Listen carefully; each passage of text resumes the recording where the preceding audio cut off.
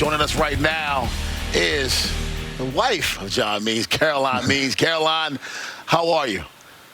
I'm doing very well. How are y'all? I'm doing well. Thanks for your time. Now, we're talking about the no-hitter on May 5th of this year. Talk about the emotional roller coaster that you must have gone through that day. Yeah, it was just a normal day watching the game from here in Baltimore in our apartment. Our son McCoy was taking a nap, and I was just kind of going through my game day routine in watching the game, and it was just wild. I remember thinking in the fourth, this is a pretty good outing. Like, this is fun to watch. This is a good outing. And it just, you talk about emotions. I'm not usually that emotional when it comes to baseball, because I think that sometimes baseball is the easy part of life, and we've learned that these last 18 months. And so we just enjoy every game, every start, every day that he gets to be a Baltimore Oriole and play in that beautiful park.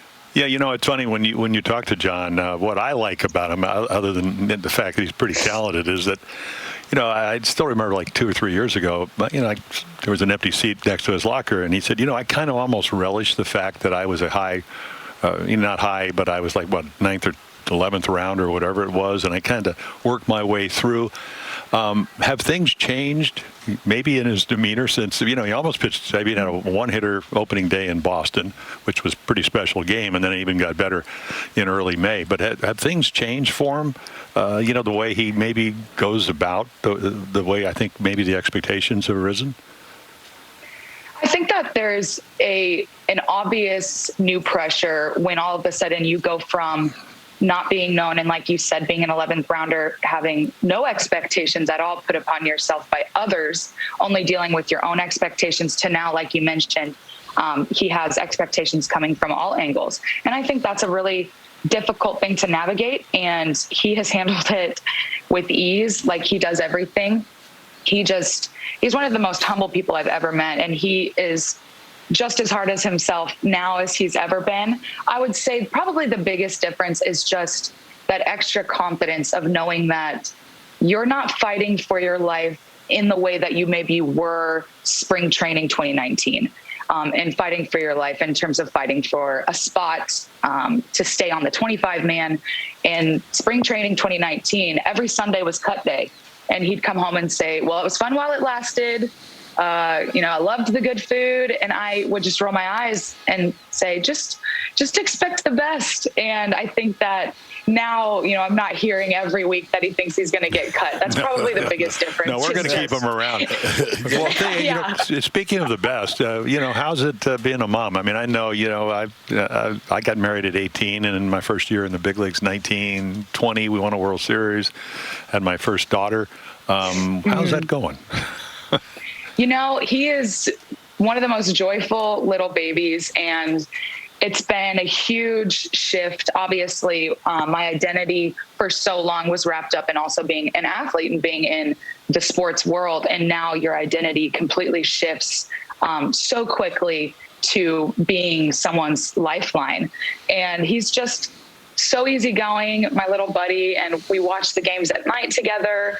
And, you know, he's just a joy. And it's been, like you said, it's definitely a transition when you're in baseball. I think that's something that, going along with how maybe John's demeanor has changed, you get a little bit different perspective when you're coming home to a little guy who has no idea what just happened at the ballpark, nor does he care. And I think that it's a nice outlet for us to have in season, because your life is 100% baseball in season and really off season as well for us. So it's just nice to have that couple 10 minutes of a reset with a little kid, and it gives you that perspective shift. You talked about how McCoy is, you know, kind of doesn't really care what happens at the ballpark. So did he have a reaction the day that John was honored for that no-hitter that he threw? I remember that day. I mean, what was his reaction to that? Man, I think he was shell-shocked. He didn't know what was going on the field. It was a little bit chillier, and he just kind of was looking around. I think that a few people sent me some funny faces he was making, but he's too young to have any idea what's going on. I think he just saw his dad and was like, oh, there's dad. And he's obsessed with John. So really, he just sees his dad and he's happy. And during the no-hitter, he was actually napping, and I went and got him afterwards. And, I kept pointing to the screen and saying, Dada, and he's just looking at me like, okay. But it'll be so cool to tell him one day when he's older.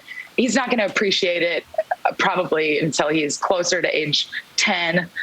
So right now it's just funny more than anything. That's awesome. Caroline, thank you very much, and continued success to the Means family, both on and off the field. Thank you. Take care. Thank you, guys. Yeah.